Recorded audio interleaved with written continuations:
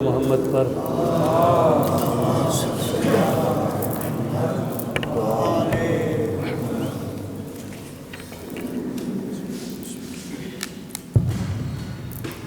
سب سے پہلے اپنے آپ کو اور پھر تمام آپ مؤمنین کو تقوی الہی اختیار کرنے کی وصیت کرتا ہوں کہ اسی تقوی کی بدولت ہی انسان اس دنیا میں بھی پروردگار عالم کا قرب حاصل کر سکتا ہے اور آخرت میں بھی اسی انسان کو اللہ کی خوشنودی حاصل ہوگی کہ جو تقوی الہی کے زیور سے آراستہ ہوگا۔ 13 ربیع الثانی کا دن گزرا ہے جس میں جناب ام البنین کی وفات کا دن تھا، اور یہ بی بی اس عظمت کی مالک ہے کہ اس بی بی کے بارے میں ضرور گفتگو ہونی چاہیے۔ ایک دفعہ درود پڑھیں محمد وآل محمد پر۔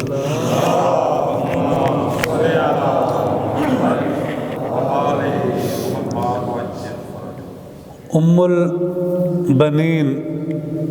بنین کا معنی عربی زبان میں ابن بیٹے کو کہتے ہیں، اور اسی کی جمع جو ہے وہ بنین ہے۔ تو پروردگار عالم نے ان کو 4 فرزند عطا کیے تھے، جس کی وجہ سے ان کی کنیت ام البنین پڑ گئی کہ بیٹوں کی ماں۔ یہ ان کی مشہور ترین کنیت ہے، لیکن ان کی اور 5 کنیتوں سے بھی اس بی بی کو تاریخ نے وہ کنیتیں ذکر کی ہیں کہ ام العباس بھی کہا جاتا تھا کہ عباس کی ماں، ام الاربعہ کہ 4 بیٹوں کی ماں، یہ بھی بی بی کی کنیت تھی۔ اور ایک کنیت ام الوفا ہے کہ جیسے مولا عباس علمدار کو وفا کا ایک پیکر سمجھا جاتا ہے، تو اس بی بی کی کنیت کیا ہے کہ وہ عباس کہ جو وفا کی ایک علامت بن گئے ہیں، اس کی ماں کا نام کیا ہے؟ ام البنین ہے کہ ام الوفا، وفاؤں کی ماں۔ تو واقعاً یہ ان تمام کنیتوں کی حقدار ہیں کہ جو اس دور کے لوگوں نے انہیں اس کنیت سے پکارا۔ اس بی بی کے فضائل فقط اس وجہ سے کیونکہ جناب سیدہ کے خاندان سے اس بی بی کو خاص لگاؤ تھا، اور جب مولا کائنات نے اپنے بھائی سے یہ تقاضا کیا کہ میرے لیے رشتہ ڈھونڈو، تو اس میں مولا نے فرمایا کہ کوئی شجاع خاندان ہو۔ تو جناب عقیل نے کہا کہ عرب جتنے بھی قبائل ہیں ان میں اگر کوئی سب سے بہادر قبیلہ ہے تو وہ بنی کلاب کا قبیلہ ہے، جو کہ جناب ام البنین ہی کا قبیلہ تھا۔ تو اب یہاں سے بی بی کی عظمت واقعاً ظاہر ہوتی ہے کہ یہ بی بی وہ ہستی ہیں کہ جناب سیدہ کے بعد جن کے ساتھ عقد کرنے کی خود مولا کائنات نے خواہش کو ظاہر کیا ہے، اور یہ چھوٹی نسبت نہیں ہوتی۔ ہم میں ہزاروں نہیں لاکھوں کروڑوں انسان آج ہم کہہ رہے ہیں کہ ہم لوگ کیا ہیں؟ علی کے ماننے والے ہیں۔ ہم اپنی نسبت مولا کائنات سے دیتے ہیں، اپنی نسبت کہ ہم ان کے شیعہ ہیں، ہم ان کے ماننے والے ہیں، ہم ان کے محب ہیں، یہ بھی اپنی جگہ ایک فضیلت رکھتا ہے۔ لیکن ہم میں سے اگر کسی کو مولائے کائنات کہیں کہ یہ میرا شیعہ ہے، وہ اپنی نسبت جس کی طرف کر دیں گے تو اس کی فضیلت اور بڑھ جائے گی، اور حقیقی فضیلت یہی ہے کہ جس کی طرف خود معصوم اپنی نسبت دینا پسند کریں کہ یہ میرا شیعہ ہے۔ تو جناب ام البنین بھی ایسی ہی شخصیت ہیں کہ خود مولائے کائنات نے اپنی خواہش اور اپنی مرضی ظاہر کی ہے اس رشتے کے لیے، اور واقعاً جو مولائے کائنات کا انتخاب تھا وہ بھی لاجواب تھا کہ جب روایات میں ہے کہ جب یہ بی بی جناب سیدہ والے گھر میں تشریف لائی ہیں تو سب سے پہلے ان کا تقاضا جو انہوں نے کیا ہے مولائے کائنات سے وہ یہ تھا کہ اے علی مجھے فاطمہ کہہ کر نہ پکارا جائے، کیوں کہ ہو سکتا ہے کہ جب یہ نام حسنین کے کانوں پہ پڑے یا جناب زینب و ام کلثوم کے کانوں پہ پڑے تو ان کو اپنی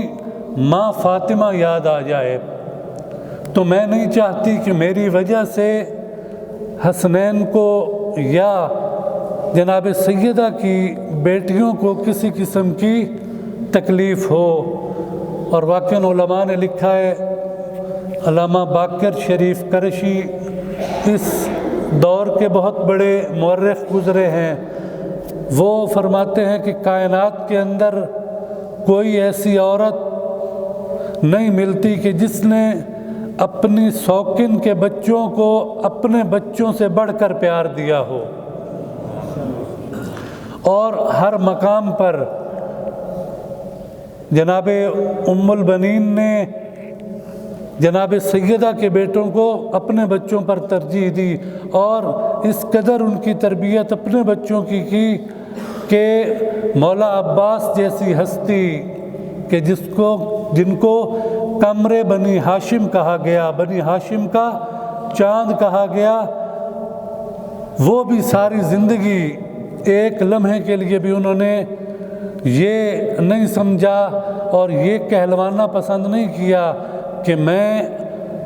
حسنین کا بھائی ہوں، بلکہ ہمیشہ ان کی یہی خواہش رہی کہ لوگ مجھے حسنین کا خادم کہہ کر پکارے، اور آخر دم تک انہوں نے واقعاً جو خدمت کی ہے یہ جناب ام البنین ہی کی تربیت کا اثر تھا کہ ان کے چاروں فرزند جناب سیدہ کے لخت جگر کو جب ضرورت پڑی تو ان پر انہوں نے اپنی جانیں قربان کر دی۔ ایک دفعہ درود پڑھیں محمد و آل محمد پر، صلی علی محمد۔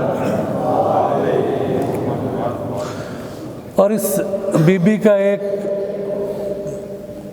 القابات 3 لقب ذکر کیے گئے ہیں، جو سب سے پہلا لقب ہے وہ باب اجابت الدعاء، کہ دعاؤں کی قبولیت کا دروازہ کہا گیا ہے اس بی بی کو۔ اور ہمارے ہاں کیونکہ یہ چیز اور ان کی شخصیت بیان نہیں ہوتی، ورنہ عراق کے اندر 10 سال گزارے ہیں ہم نے، محرم اور اربعین کے علاوہ باقی پورا سال جس ہستی کے نام پر سب سے زیادہ نیاز بنائی جاتی ہے تو وہ جناب ام البنین کی ہستی ہیں۔ آیت اللہ شاہ حرودی بہت بڑے مجتہد گزرے ہیں، وہ فرماتے ہیں کہ مجھے زندگی میں بہت سی مشکلات پیش آئیں، بڑی بڑی سختیوں میں گھرا ہوں، اور ہر سختی سے میں اگر نکلا ہوں تو کس وجہ سے کہ میں ایک تسبیح محمد و آل محمد پر درود پڑھ کر اس بی بی کی پاک روح کو ایصال کرتا تھا اور اس بی بی کا واسطہ دیتا تھا۔ اور آج بھی عرض کیا، عراق کی سرزمین پر 6 معصوم ہستیاں دفن ہیں، لیکن اس کے باوجود بھی جس ہستی پر سب سے زیادہ نیاز بنائی جاتی ہے وہ جناب ام البنین ہیں۔ مولا عباس کی اس والدہ کے نام پر سب سے زیادہ نیاز ہوتی ہے وہاں پر، اور لوگوں کو جب کوئی مشکل پیش آتی ہے تو وہ بی بی ہی کا واسطہ معصومین کے دربار میں پیش کرتے ہیں اور اللہ کی بارگاہ میں پیش کرتے ہیں۔ تو عرض کرنے کا مقصد ہے کہ واقعاً اس بی بی، اور دوسرا جو بی بی کا لقب وہ واقعاً بہت خوبصورت کہ خادمۃ الزہرا، زہرا کی خادمہ کے نام سے معروف تھی۔ اب ظاہری بات ہے انہوں نے خدمت اتنی کی ہے اولاد زہرا کی کہ ان کا لقب یہی پڑ گیا ہے کہ لوگ انہیں خادمۃ الزہرا کہہ کر پکارا کرتے تھے۔ تو واقعاً ہمیں بھی اگر کوئی مشکل پیش آئے تو مولا عباس کی اس والدہ کا واسطہ دیں اور ایک تسبیح درود کی پڑھ کر اس بی بی کی روح کو ایصال کریں تو انشاءاللہ ہماری مشکلات بھی حل ہوں گی۔ ایک دفعہ درود پڑھیں محمد و آل محمد پر۔ محمد و آل۔ اور اس بی بی کی عظمت کے لیے اتنا کافی ہے کہ روایات میں ہے کہ ہر مستور جو مدینہ میں تھی یا مدینہ کے گرد و نواح میں تھی، جس کا کوئی بیٹا کربلا میں شہید ہوا تھا یا نہیں ہوا تھا، ہر بی بی جناب زینب سلام اللہ علیہا کو جناب زینب کے گھر میں آ کے پرسہ دیتی تھی امام حسین کا۔ لیکن ام البنین وہ ہستی ہیں کہ جناب زینب خود چل کر بی بی ام البنین کے گھر جا کر ان کے بیٹوں کا پرسہ دیتی تھی۔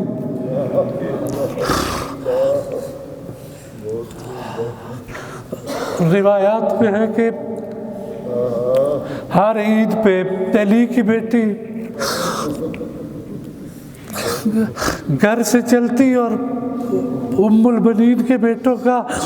پرسہ بی بی کے گھر میں جا کے دیتی تھی۔ یہ بہت بڑی عظمت ہے واقعہ۔ ایک دفعہ درود پڑھے محمد و آل محمد پر۔ اللہم صلی۔ بس جب یہ لٹا ہوا قافلہ جب مدینہ واپس آتا ہے تو روایت کے جملے ہیں کہ ہمارے یہاں بشیر بن حزام، روایات میں بشر بھی نام لکھا ہے کہ امام سجاد نے اس کو بھیجا، کہا کہ جاؤ مدینے میں جاؤ اور مدینے والوں کو بتاؤ کہ کربلا والا جو قافلہ تھا شام سے ہوتا ہوا اب اپنے وطن میں پہنچ گیا ہے۔ بشر مسجد النبوی کے پاس آتا ہے اور اس کے بعد ندا دیتا ہے کہ اے مدینہ والوں، مدینہ اب رہنے کے قابل نہیں رہا کہ حسین کو کربلا میں شہید کر دیا گیا ہے اور ان کا لٹا ہوا قافلہ مدینہ سے باہر آیا ہوا ہے۔ جب یہ ندا جناب ام البنین نے سنی تو روایت کہتی ہے بی بی اپنے پوتے کو اپنے کاندھوں پہ بٹھا کے اس بشیر کے پاس آئی اور اس سے پہلا سوال کیا، اخبرنی سیدی الحسین، مجھے میرے سید و سردار حسین کی خبر دو، اس کے بارے میں بتاؤ۔ تو یہ شخص پوچھتا ہے بشر کہ تو کون ہے؟ تو جب انہوں نے اپنا تعارف کروایا تو اس وقت اس نے سب سے پہلا جملہ یہ کہا، عظم اللہ لک العجر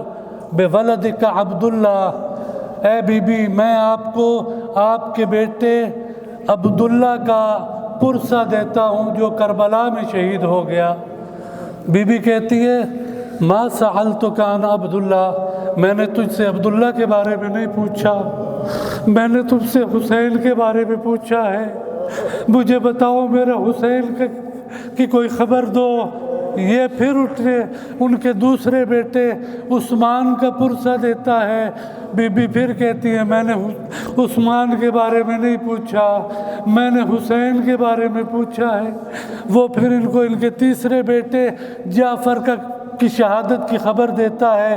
بی بی کہتی ہے میں نے جعفر کے بارے میں نہیں پوچھا، مجھے میرے سید و سردار حسین کے بارے میں بتاؤ۔ اس وقت یہ راوی کہتا ہے میں نے عباس کا جب پرسہ دیا ہے اس بیوی کی قوت ختم ہو گئی ہے، اس کے کاندھوں سے بچہ نیچے گر گیا اور کہتی ہے لقد قطعت انیاب قلبی، تو نے میرے جگر کی رگوں کو کاٹ دیا ہے۔ پھر پوچھتی ہے میرے حسین کی کوئی خبر، تو اس وقت یہ کہتا ہے کہ اے بی بی اپنے بیٹے حسین کا پرسہ قبول کرے، وہ کربلا کی سرزمین پر بے یار و مددگار مارے گئے ہیں۔ اس وقت یہ بی بی کہتی ہے کاش میرے 4 فرزندوں کے علاوہ کائنات پوری حسین پر قربان ہو جاتی، لیکن میرا حسین بچ جاتا۔ یہ اس بی بی کی اس خاندان سے ولا ہے، اور روایت کہتی ہے کہ جب یہ بی بی جنت البقیع میں جاتی اپنے 4 بیٹوں کی قبریں بنا کر جو وہاں پر بیان کرتی تھی، عورتوں سے کہتی تھی لا تدعونی ویک ام البنین، اے مدینہ کی رہنے والی عورتوں اب مجھے بیٹوں کی ماں نہ کہا کرو، ام البنین نہ کہا کرو، تذکرینی بالیوس العرین، تم مجھے ام البنین کہتی ہو تو مجھے میرے 4 بیٹے یاد آ جاتے ہیں۔ پھر بی بی کہتی ہے کہ مجھے خبر ملی ہے کہ میرا عباس جب گھوڑے سے زمین پہ آیا ہے تو اس سے پہلے اس کے دونوں بازو قلم ہو چکے تھے، مجھے بتاؤ کہ جب عباس کے سر میں گرز لگا تو وہ زمین پر کیسے آیا ہوگا۔ وہ قمر بنی ہاشم، اس کا سب سے پہلے چہرہ اس کربلا کی تپتی ریت پر مس ہوا۔ الا لعنت اللہ علی قوم الظالمین وسیعلم الذین ظلموا ای منقلب ینقلبون۔